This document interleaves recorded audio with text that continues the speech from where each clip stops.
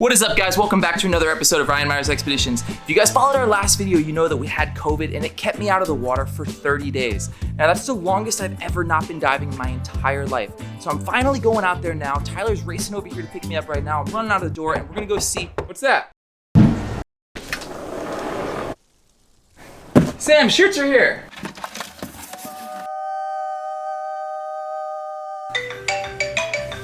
It's Tyler, I gotta go. We gotta finish the website, we have to launch this thing. It's already up. Well, you guys heard it here. The website is officially live. I'm grabbing one of these and getting out of here. But guys, if you followed us at all on Instagram, you understand how hard we worked to get something that we were really, really proud of. We got that Shane Molina design. We got a really nice soft Spectra shirt. Guys, I don't know if we're gonna go through all that again, so get over there and get them while supplies last. It really does help us out a lot. But right now, I'm heading to the water.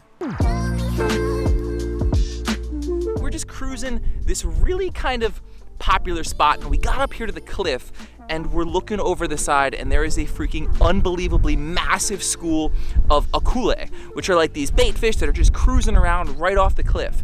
And we're sitting there, we're chilling, we're looking at the akules, and then the biggest omilus I've ever seen in my life come cruising through, plowing in there, eating the bait fish. And I'm like, I've got to jump off this cliff right now, hit the water, swim down, and see if I can shoot one of these fish. Gotta be 30, 40 feet. So I'm gonna suit up right now and we'll see you over at the cliff.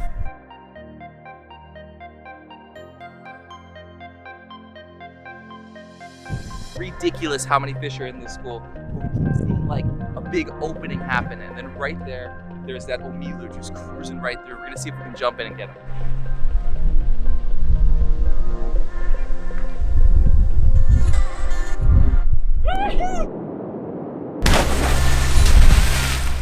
In hindsight, landing directly on top of my prey from 30 feet up may not have been the best move. Trevallies love grunting though, and the omilu school did return and make a brief pass over me, but they were still visibly disturbed and not quite ready to commit and come all the way in. So that cliff dive there didn't work out at all. I saw those omilus that came through, but I wasn't able to get a shot on them. But now we're coming down here to do what we came to do, which is a really cool, casual reef dive. Try and get my lungs back engaged, used to diving again. Again, it's been like 30 days since I've been spearfishing, which is by far the longest I've ever been in my entire life. So I've got my hopefully undamaged COVID lungs to deal with and 30 days that I haven't been diving. So I don't know how this is gonna be, but this is just gonna be hopefully a nice, enjoyable, casual reef dive.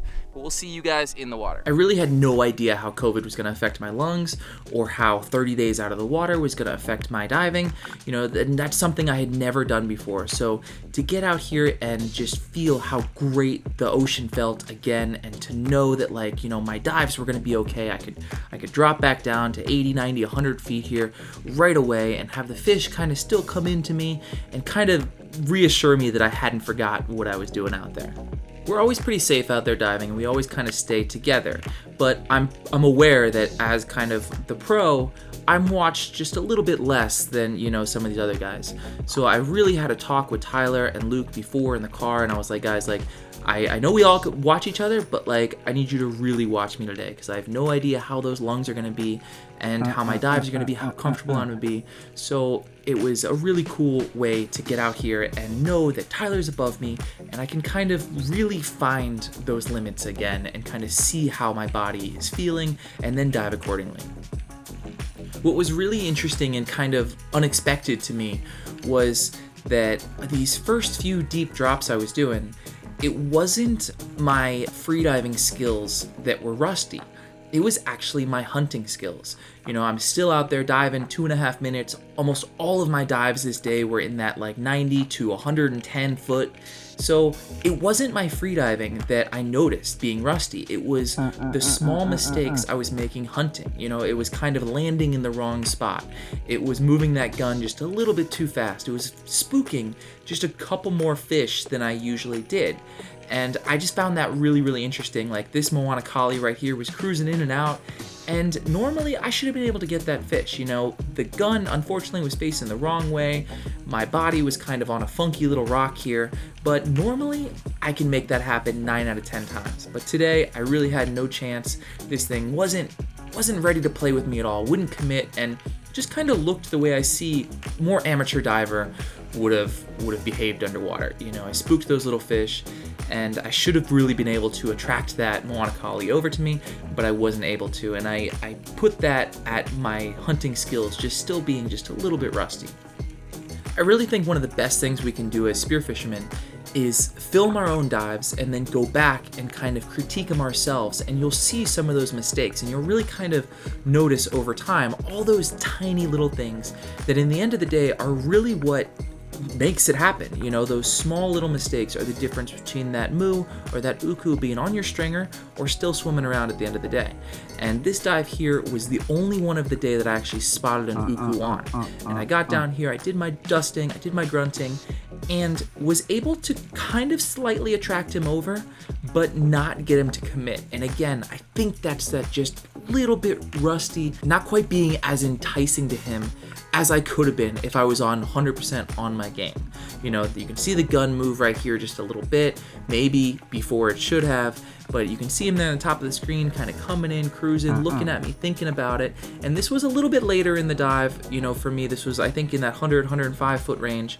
So I needed him to be closer to me at this point of my dive for me to be able to get a shot off. So eventually I'm like, you know, let's take this moo here, consolation prize, shoot the gun forward, and just totally spook everything. Again, still working on those just slightly rusty hunting techniques. Luckily, I know that the hunting techniques are something that comes back the more I'm out there diving. You know, it wasn't what I was worried about today. You know, I really was concerned about those lungs and about my own adaptation to depth. And one of the things I did find for my freediving was that my chest was just a little bit tight after some of these deeper dives. It was something that I could just barely notice, and so, from that I don't usually have on many of my other deeper days. You know, I tend to dive a lot, sometimes 2-3 times a week, almost always in that deeper 80 to 100 foot range, so my flexibility tends to stay really, really well, you know, without me doing any real stretching or flexibility exercise or anything like that. So that was one thing that I kind of noticed, but other than that, my freediving was 100%, and I'm just looking forward to doing a lot more spearfishing and getting back those real minor, real technical small skills that really make all the difference. On this dive here, I managed to land right there in that little sand pocket where, you know, you get a lot of action. That's kind of like what I'm always aiming for. I'm looking for like a big boulder fall, and then I'm looking for, you know, a little bitty tiny sand pocket where I can get comfy and kind of relax horizontal on the bottom. So I get down there, I do my dusting, I do my grunting, I'm looking around. Again, that head is moving just maybe a little bit faster than it should if I was 100% on my game. But I see this little moo down here and I'm like, you know what, I've shot nothing today. It's time to grab something, get something to take home to eat. That was it. This is my little 110 Pathos laser roller. And I really like this thing. I've only got it set up with a single wrap of line, but I managed to extend it without scaring everything away and get a really nice holding shot here on a delicious eating moo. On the way to the surface, I don't know if this thing spit up some of its food or if maybe its guts were coming out a little bit, but it attracted a whole bunch of rainbow runners over, and that's what Tyler's always looking for. He's the sushi king, and he managed to get down here and somehow land a shot in this little fast-moving fish.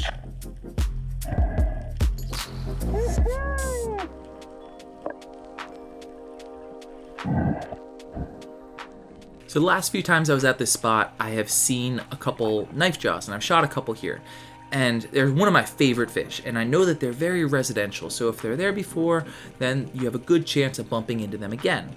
And this was my chance. I mean, I got down here, I found a little rock, I was chilling, and I was always looking at these big boulders, and right there you can see them coming out of those big giant boulders, and I'm like, yes, come over to me, come over to me, come over to me, please. And I don't know if I did anything wrong, I don't know if I didn't have a good enough hiding spot. Typically they're really curious and they'll just kind of charge in, check you out, and then dip back out again, really giving you a chance to get a good shot. But this one kind of hung out over there on his boulders. I did some grunting. I have no idea if you can grunt in knife jaws or not, but I figured why not give it a try. Unfortunately it didn't work and he just kind of ended up cruising off into the deep, but I was like, I'm gonna go back down here and I'm gonna try this dive again. Saw my knife jaw. Yeah, he's there.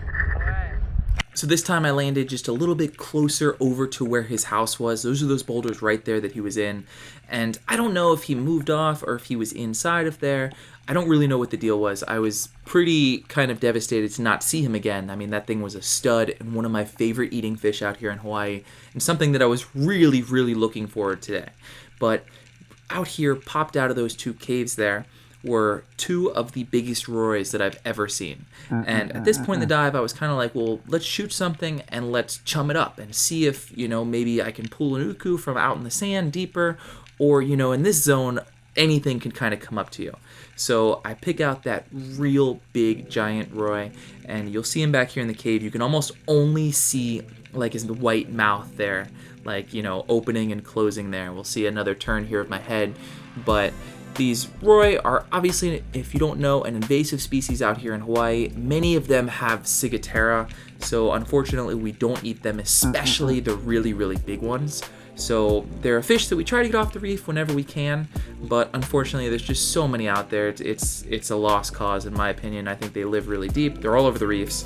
So, but we try and take them whenever we can, and if you need some chum, they're absolutely a great choice for that. You can see that white mouth opening and closing. Managed to get a real nice shot there right in the head. Luckily he swam out of the cave and not into the cave, because they're just the worst to try and extract.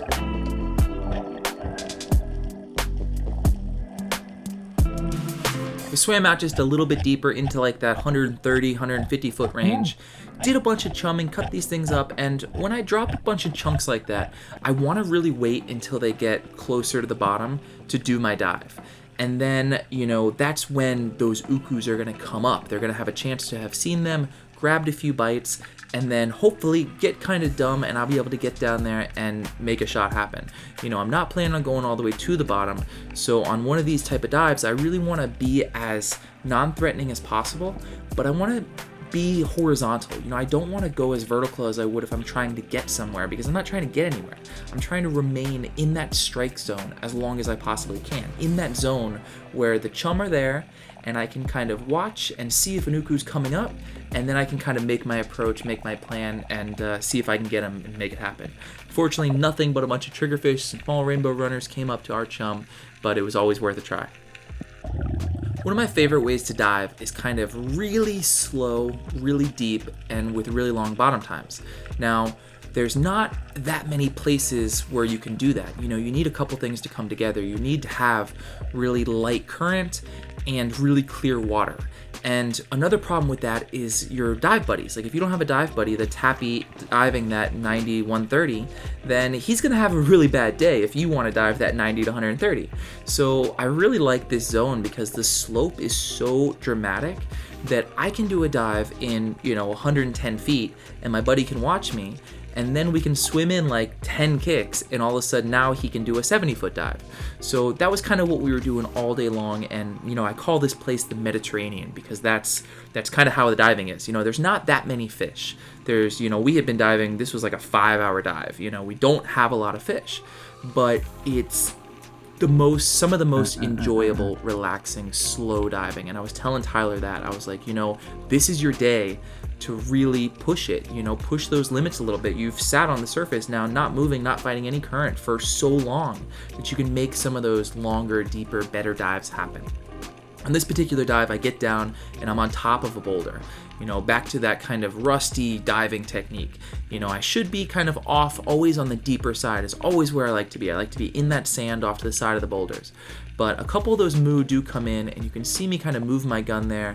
And they came in at the beginning and I had my shot, but then they kind of backed off. And you can see me kind of sink backwards a little bit. And that's kind of me trying to hide my body just a little bit. I'm trying to be, hey, there was something there. And then that thing kind of disappeared. They didn't know if I'm food or a predator or a threat, but then, it kind of disappeared, and they kind of come in just a little bit more when I do that. And I've got a really good hand position there with my left hand so that I can make my lunge. And I'm going to try and make a lunge and a longer shot and make it happen on this bigger moo. And it works perfectly. I managed to kind of get that one momentum going, that little push forward, get that shot, still low in the guts, but a holding shot. He got down in the rocks, and you can see me kind of giving the gun, the line, a couple little pulls. You know, ideally, I don't want to go back down there and get that fish. If I can get that fish up in one dive, that's what I want to do. And luckily, I was able to kind of jiggle the line a little bit and get him to kind of back out of that cave and be able to pull him up on a single dive. We got that master. I was really stoked with this fish, not just to take home and eat, but also that 238 dive is kind of what I do. So to see that on the watch, I knew that I was back. In the past, I've given a lot of taco a pass, but ever since we learned how to cook them, I don't do that anymore. You can kind of see that little black dot there off to my right, and I didn't see it from the surface. I just went down here and happened to land right next to it. And I wasn't ready to commit to just grabbing a taco on this dive. Not that, you know, I don't really appreciate these things and really enjoy eating them, but I know that if I get down here, I'm in the right zone, I can look around and see if maybe there's anything down there that I want a little bit more. If there are any big moos down there, if there's any ukus gonna make an appearance, if there's any knife jaws, and then maybe not quite at the end of my dive, you know, right here where I'm still feeling comfortable, I'm gonna go over here, I'm gonna see if I can make this taco happen. You know, the little small overhang on some of these pathos rollers is not as ideal as some of the longer overhangs to try and get these things out, but luckily this one worked absolutely perfectly. Just a couple little jiggles, this thing came flying out, and I was managed to grab this thing and take him home for dinner.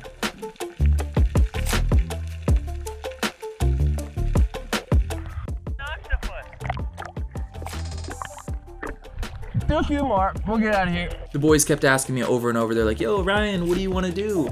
And I'm like, couple more. Like, it was amazing to be back in the ocean. It was amazing to feel like I was 100%. I was back and I was diving as good as ever. And I just didn't want to leave. But Tyler got this one last Roy, and then we made the massive swim back to the trucks. Shall I give them a fresh crack? Some meowana. Do you got a crack stack? Guys, comment down below if we're that crazy couple with way too many cats. They're learning bad behaviors from this one. What is going on? Because what? The problem is they all played with the sticks. But that was a ridiculously... Did you just kick one? Just kick a kid. Did you just kick a kid? So we made it home after that ridiculously long swim. I ended up giving Tyler that small moo, but we took this one giant one and we're gonna cook it up for dinner. Sam, what are we making tonight? First of all, look how cute we look in our matching shirts. Do we look cute or do we look insane matching? We look insane in our house alone, just matching with like 6 cats. We're making a crab stuffed steamed moo. First step is to pour yourself a glass of wine. It's a recipe that I got from my friend Britt, who got it from our other friend, Mike. The reason I'm doing it is because she said it was the best fish she's ever had. All right, the scoring situation, what are we doing? Do you need a sharper knife? You do it. I give up. I don't even know, man. Salt and pepper the outside, always. What are the Hawaiians gonna say about you not using Hawaiian salt? They're gonna call me Howley Girl. Are you a Halle girl? Probably, yeah. Okay, so I've made like a compoundy butter thing. And we're gonna stuff it. And it's gonna be messy. I just can't get over how good you look in that RMX attire. Yeah, I mean, I look good in everything, but this is gonna be amazing because there's so much butter in this meat. Look at that. Doesn't that look good already? I don't wanna eat it. Look at that. Okay, this is making me so nervous. Don't even think about it. 375, 40 minutes-ish. Kitten season 2021. Guys, we have 4 genuine Hawaiian purebred kittens up for grabs this season. We raise them from bottles. They're freaking adorable. We live with them, we sleep with them, we love them. They have been nurtured by our other 2 cats. They're absolutely the best things ever. Please, guys, adopt one of these kittens. Take 2 if you can. If not, we're gonna end up with them. We're gonna end up keeping them. They're gonna be at our house just like the other 2, and then the population is just gonna continue to grow and it's gonna get really out of control. So if you guys want a kitten, put an email address down below. Pick one of these guys up, take 2, take them to your farm. They're the best kittens ever. These are our 2 foster fails. They were supposed to be adopted last year. Instead, we kept them. The real question is, how many will we end up with this season? I'm gonna keep the white one and the black one. Hi! That one? Yes! Sam, how good does this smell? Amazing, I think. I don't know, I can't smell anything. You still can't smell? I can smell, and it smells freaking fantastic. Cannot wait. What do they They were all want? looking at you. They want snacks. The best thing anybody ever told me about steaming fish is that the cilantro stems don't really matter as long as you cut off like the really thick boys down here. That did change our life. Yeah, it changed my life because I used to just pick through it all, although that's still a lot of stem. Life changing. You can hear the liquid. Yeah. Oh, look at the crab cake. Can I just eat the crab cake? Did we overcook it? I think we overcooked it, guys. Snowy. The best part that never ever gets old.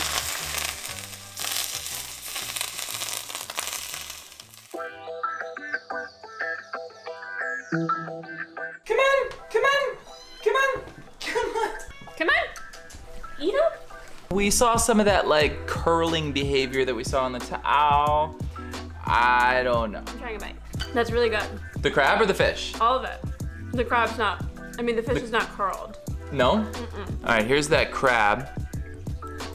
The crab is a winner, Really? for sure. I still don't have taste. It's not 100%. Moo?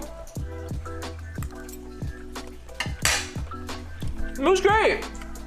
Would you say it's the best fish you've ever had? No, Yeah. Brit is not a reliable resource. However, guys, that is 6 happy cats. Make that 7 happy cats. Guys, thank you so much for watching. Thank you if you purchased a shirt. Thank you for all the support through this whole crazy COVID experience that we had. And we're so thankful to be back out there in the ocean, exploring the outdoors and sharing it with all you guys. We'll see you next time right here on Ryan Meyer's Expeditions. Look at all these fat and happy cats.